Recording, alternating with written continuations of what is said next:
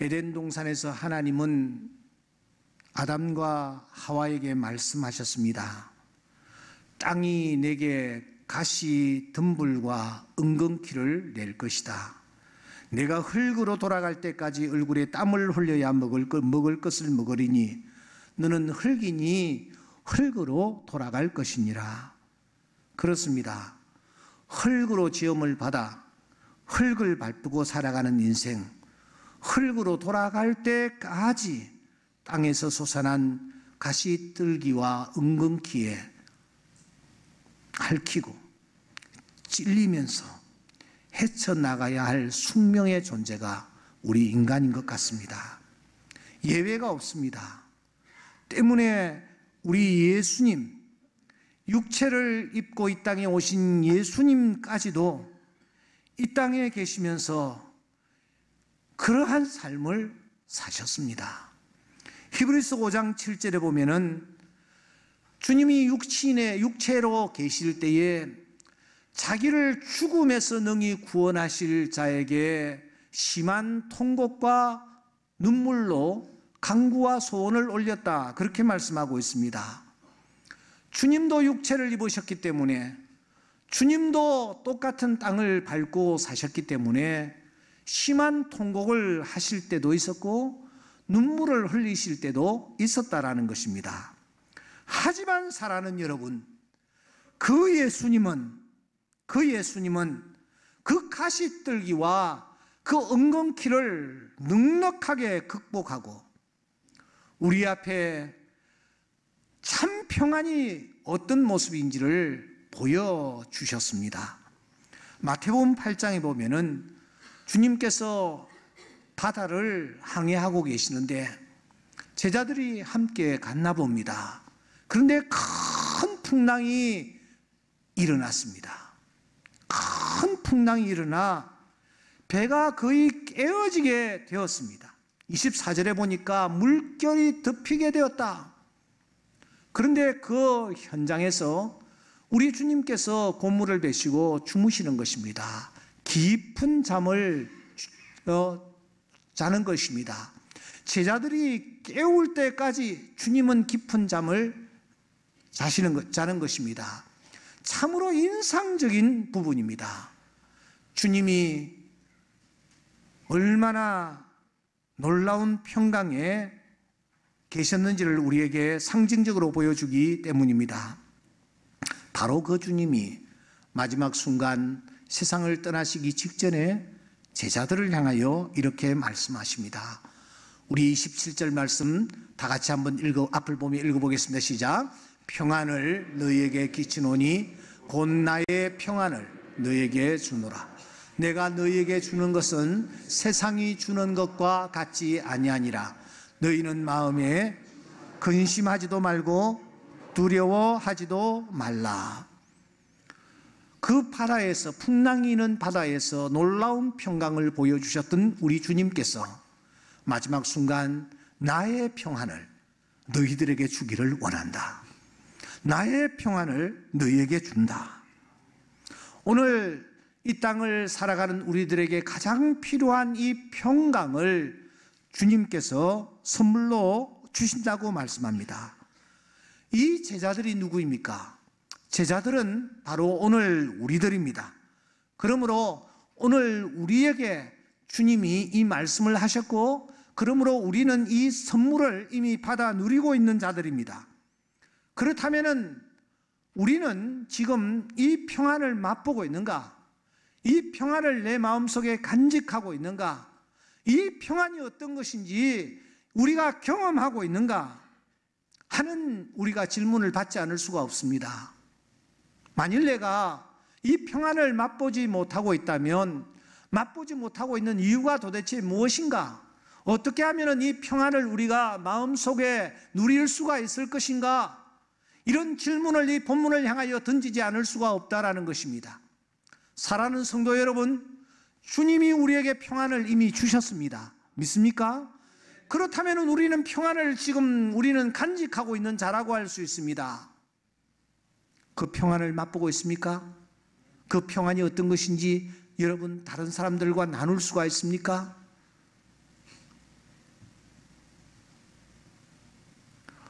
그래서 우리는 27절 말씀을 다시 한번 읽어보아야 합니다. 왜냐하면 우리가 놓치고 있는 부분이 있기 때문입니다. 우리 다 같이 한번 또박또박 읽어보겠습니다. 시작. 평안을 너희에게 끼치노니 곧 나의 평안을 너희에게 주노라. 내가 너희에게 주는 것은 세상이 주는 것과 같지 아니하니라. 너희는 마음에 근심하지도 말고. 자, 저 본문을 한번 여러분 살펴보시기 바랍니다. 우리가 평소에 놓치고 있는 부분이 어떤 부분입니까? 주님이 평안을 주신대요. 그런데 세상이 주는 것과는 다른 평안이래요. 어떤 부분을 여러분 놓치고 있습니까? 문맥을 자세히 한번 살펴보시기 바랍니다. 앞부분입니다. 앞부분은 주님이 하시는 일입니다.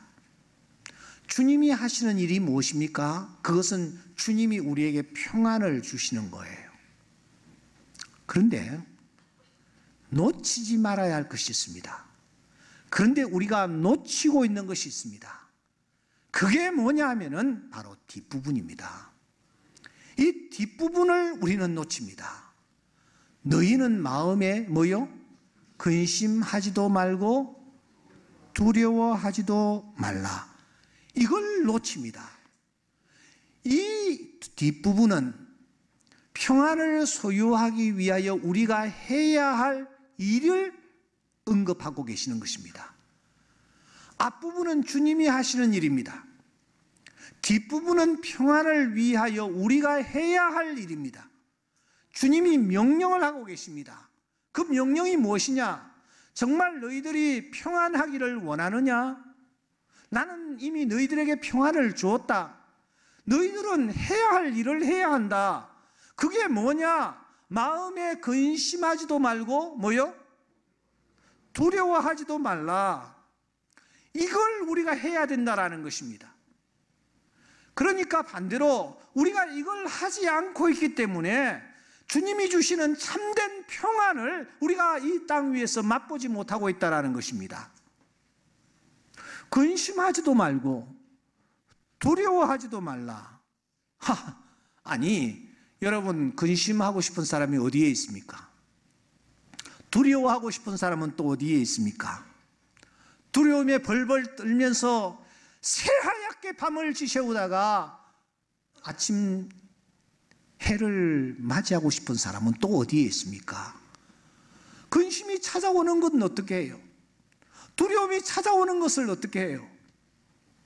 그런데 어찌하여 주님께서 이런 말씀을 우리에게 하시는 것일까 하는 것입니다. 오늘 이 부분을 이 짧은 시간에 여러분들과 함께 한번 고민해 보아야만 합니다. 우리가 문장을 대할 때는 항상 두 가지 방법으로 접근해야 합니다. 첫째는 큰 숲을 보고 나무에게로 다가가는 것입니다. 두 번째로는 나무를 보고 점점 범위를 넓혀서 큰 숲을 바라보는 것입니다. 우리가 좀 더 큰 그림으로 27절만 보지 말고 좀 더 큰 그림으로 당시의 상황을 한번 정리해 보십시다. 여러분, 이 27절의 말씀을 하실 때에 우리 주님이 어디에 계셨습니까? 어디에 계셨습니까? 어디에 계셨습니까? 13장을 빨리 넘어가서 보시기 바랍니다. 13장에 보시면 예수님께서 어디에 그때 계셨는지를 우리에게 알려줍니다. 최후의 만찬장입니다. 최후의 만찬을 베푸셨던 다락방입니다. 그곳에서 주님이 지금 계셨습니다. 그런데 어디서부터 어디까지 말씀을 하고 계시느냐? 13장, 14장, 15장 넘기세요. 16장, 17장까지 말씀을 하고 계세요. 그리고 18장 1절에 보시면 드디어 예수님께서 예루살렘 동편에 위치한 기드론 시내를 건너서 바로 겟세마네 동산으로 주님이 들어가시는 것입니다. 그러니까 주님은 한 자리에 앉으셔서 13장, 14장, 15장, 16장, 무려 17장까지의 말씀을 하고 계십니다. 그런데 참 이상한 것은 그 중간에 주님께서 이런 말씀을 하시는 거예요. 14장 31절입니다. 일어나라, 마지막 부분에 뭐요? 여기를 떠나자, 그렇게 말씀하시는 거예요. 일어나라, 여기를 떠나자. 이 부분이 논란이 되고 있습니다. 이 말씀을 하신 후에 주님이 일어나라, 여기를 떠나자 했으니까 주님이 제자들을 이끌고 그 현장을 떠나신 것이 아닐까 하는 생각 때문입니다. 여러분, 주님께서 이 말씀을 하시고 그 현장을 떠나셨을까요? 그 만찬장을 떠나셨을까요? 아니, 떠나셨다면 지금 밤인데 밤에 주님이 도대체 어디로 가셨단 말인가? 15장과 16장과 이 16장의 말씀은 도대체 어디서 하셨단 말인가? 17장의 기도는 또 뭔가? 주님이 겟세마네 동산에는 분명히 18장 1절 이후에 들어가시지 않았던가? 이런 질문들 때문에 14장 31절 마지막 부분에 있는 일어나라, 여기를 떠나자라는 이 말씀이 논란이 되고 있습니다. 여러분들은 어떻게 생각하세요? 일어나자, 여기를 떠나자 했는데, 그러면 분명히 여러 가지 정황상 예수님이 제자들을 이끌고 떠나셨을 것 같은 느낌이 들지 않아요? 정말 떠나셨을까요? 이 모든 의문을 일거에 풀 수 있는 키워드가 14장 31절에 나타나고 있는 여기라는 단어입니다. 여기. 연필에 있는 분들은 여기를 언더라인 하십시오. 그때 우리 주님은 분명히 일어나라, 여기를 떠나자, 그렇게 말씀을 하셨습니다. 문제는 여기가 어딘가 하는 거예요. 여기, 우리는 조금 전에 여기가 최후의 만찬장이라고 정리를 했습니다. 정말 여기가 최후의 만찬장일까?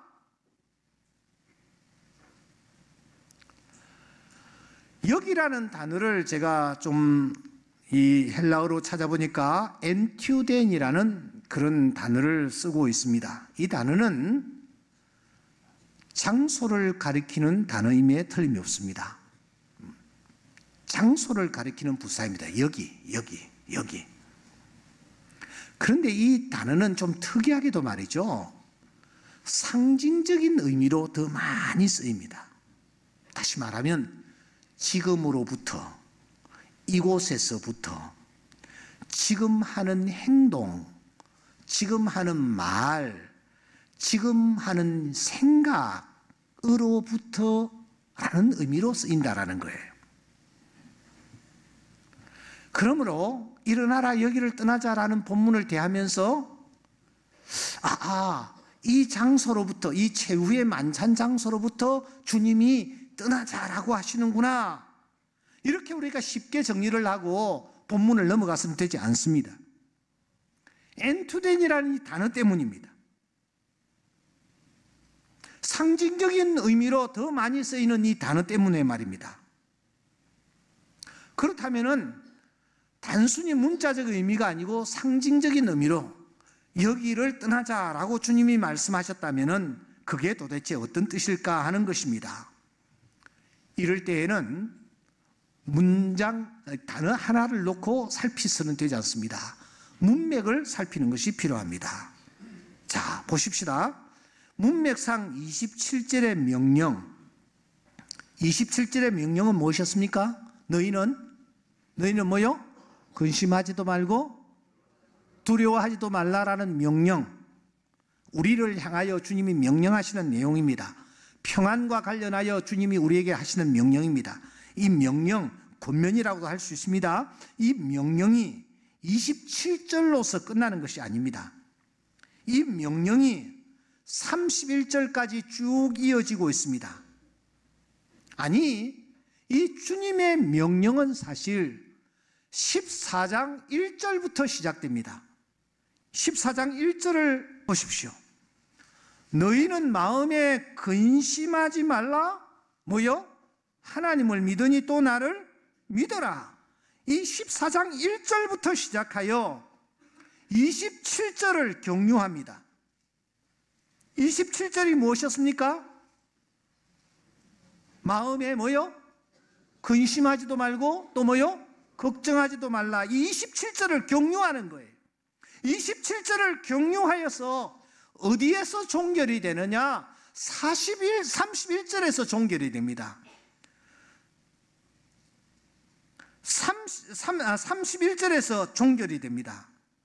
그러니까 1절 너희는 마음에 근심하지 말라. 하나님을 믿으니 또 나를 믿으라. 그리고 27절 너희는 마음에 근심하지도 말고 두려워하지도 말라. 이 명령을 격려하여서 일어나라, 여기를 떠나자라는 말씀으로 완성이 된다라는 것입니다. 그렇다면 사랑하는 여러분, 행간에서 우리가 무엇을 발견할 수 있습니까? 주님은 지금 우리가 이 땅에서 근심하거나 두려워하지 아니하려면 우리 안에 있는 불안과 초조와 근심과 걱정을 쫓아내고 주님이 우리에게 부어주시는 참된 평안을 우리 마음속에 누리고 맛보고 소유하려면 우리가 뭔가를 해야 된다는 거예요. 평안을 받아 누릴 마음의 밭, 그릇이 되어야 한다는 겁니다. 그게 뭐냐? 따라합시다. 일어나 여기를 떠나는 것. 한 번 더요. 주님 주시는 평강을 우리가 누리기 위해서는 가만히 있어서는 그 평강이 나에게 찾아오지 않아요. 평생을 지나도 찾아오지 않아요. 우리가 그 하나님이 주시는 은혜를, 축복을 우리가 받아 누릴 수 있는 그릇이 되어야 되는데 그릇으로 준비가 되어야 된다는 겁니다. 그게 뭐냐? 명령형입니다. 근심하지도 말고 두려워하지도 말아라. 근심하지도 말고 두려워하지도 말라. 그리고 난 뒤에 일어나 여기를 떠나라. 그렇게 말씀하시는 거예요.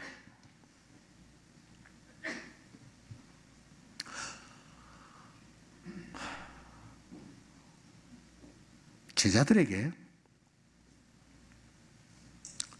여기를 떠나라.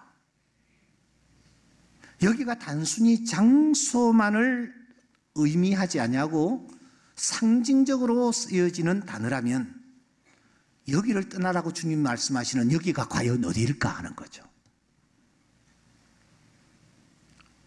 여기가 어디입니까?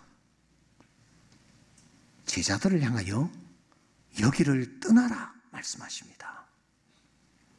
제자들이 떠나야 할 여기가 어디입니까? 지금 사랑하는 여러분, 만찬장에 주님은 제자들과 함께 계십니다. 그런데 이 말씀을 하실 때에 가룟 유다는 이미 떠났습니다. 13장 30절에 보면은 떠났습니다. 지금 11명이 남아있잖아요. 11명이 남아있죠? 대답 좀 하세요. 11명 중에 3명의 실명이 등장합니다. 3명. 누구입니까? 13장 36절에 베드로가 등장합니다. 14장 8절에 빌립이 등장합니다. 그리고 14장 22절에 가롯인이 아닌 유다가 등장합니다. 이 사람 셋이 이 제자들을 대표하여 등장합니다. 그리고 이 세 사람이 주님을 향하여 질문을 던집니다. 그런데 저들의 질문에 대해서 주님께서 굉장히 못마땅하게 생각하는 것을 놓치지 마셔야 합니다. 그렇다면 여러분, 이 세 사람의 행동, 말, 생각으로부터 떠나라라는 뜻은 아닐까요? 이 세 사람이 주님 앞에 뭐라고 얘기를 하는데 주님은 굉장히 못마땅하게 생각하십니다. 그들의 그 말, 행동, 그리고 생각으로부터 떠나라. 그러면 첫째, 그날 밤 베드로는 어떠했습니까? 그날 밤 베드로는 이렇게 자신 있게 얘기를 합니다. 13장 37절 앞을 보시고 다 같이 읽겠습니다. 시작. 베드로가 이르되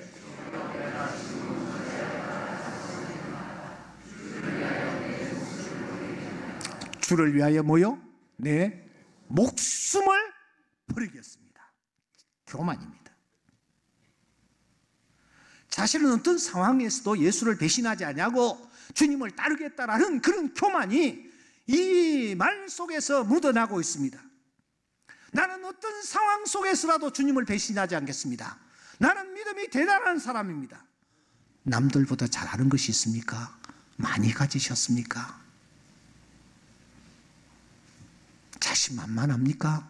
어떤 상황에서도 나는 살아갈 수 있다, 승리할 수 있다, 매일매일의 삶 속에서 이러한 생각으로 가득 차 있습니까? 베드로입니다. 베드로. 그 마음속에 평강이 없습니다. 그 자리에서 떠나야 합니다. 두 번째, 등장하는 인물을 봅시다. 빌립입니다. 14장 8절 다 같이 읽겠습니다. 시작. 빌립이 이르되 주여 아버지를 우리에게 보여주옵소서. 그리하면 족하겠나이다. 빌립에게서 우리가 무엇을 발견합니까? 불신입니다. 10절을 보십시오. 내가 믿지 아니하느냐? 11절을 보십시오. 믿으라 믿으라. 빌립을 향하여 주님께서는 불신자임을, 믿지 못한 자임을 반복하여 말씀하시는 것입니다. 믿지 않는 것, 불신이라는 그릇에는 평안이 절대로 담길 수가 없습니다. 자꾸 의심합니다. 참 평강이 찾아올 수가 없습니다. 내가 빌립처럼 예수를 믿으면서 주님을 향한 불신으로 내가 가득 차 있지는 않는가? 받은 줄로 믿어야 하는데 믿지 못하고 있는 것은 아닌가? 제가 일부에 너무 시간이 없어서 많이 쫓깁니다. 셋째, 그날 밤 가롯인이 아닌 유다는 어떠했습니까? 우리 14장 22절 다 같이 읽겠습니다. 시작. 가롯 아닌 유다가 이르되 어찌하여 자기를 우리에게는 나타내시고 세상에는 아니하려 하시나이까? 이 본문의 앞뒤를 살펴보십시오. 주님이 지금 계명에 대해서 말씀하시는데 엉뚱한 질문을 던집니다. 주님은 이 사람의 질문을 완전히 무시해 버리십니다. 그리고 난 뒤에 23절에 주님은 다시 또 계명에 대해서 말씀하십니다. 가롯인 이 유다의 질문에 주님은 답을 하지 않습니다. 그는 자기와 우리와 세상을 구분하고 있습니다. 자신에 대한 우월의식에 가득 차 있습니다. 한마디로 분열, 분파입니다. 나눔입니다. 당을 짓는 것입니다. 당을 짓고 나누는 사람, 평안을 담을 수가 없습니다. 고린도 교회가 왜 그렇게 많은 문제를 노출했습니까? 당파 분쟁 때문이었습니다. 그래서 바울 사도가 빌립보 교회에 편지하면서 너희들이 참된 평강을 맛보기 원하느냐? 빌립보서 4장 2절 내가 유오디아를 권하고 순두개를 권하노니 주 안에서 같은 마음을 품으라. 한 마음을 품으라. 동력자들을 도우라. 7절 그리하면 모든 지각에 뛰어난 하나님의 평강이 뭐요? 그리스도 예수 안에서 너희 마음과 생각을 지키시리라. 사랑하는 여러분, 제가 오늘 요점만 여러분들에게 말씀합니다. 주님은 우리에게 평강을 주십니다. 믿습니까? 근데 그릇이 거꾸로 뒤집혀 있거나 그릇 안에 뭔가가 가득 차 있으면 주님이 주시는 평강을 받아 누릴 수가 없습니다. 그래서 주님은 말씀하십니다. 여기를 떠나라. 일어나 여기를 떠나라. 교만의 자리를 떠나라. 불신의 자리를 떠나라. 당파를 짓는 자리에서 떠나라. 그리하면 참 평강을 담을 수 있을 것이다. 맛볼 수 있을 것이다. 주님께서 그렇게 말씀하십니다. 오늘 우리가 떠나야 할 자리가 어떤 자리입니까? 교만한 자리입니까? 불신의 자리입니까? 믿지 못하는 자리입니까? 패거리를 짓고 당을 짓는 그런 자리입니까? 그런 사람의 마음속에는 주님 주시는 평강이 그 안에 자리 잡을 수가 없습니다. 성령께서 이 시간 우리 마음을 흔들어 주시기를 주님의 이름으로 축원합니다.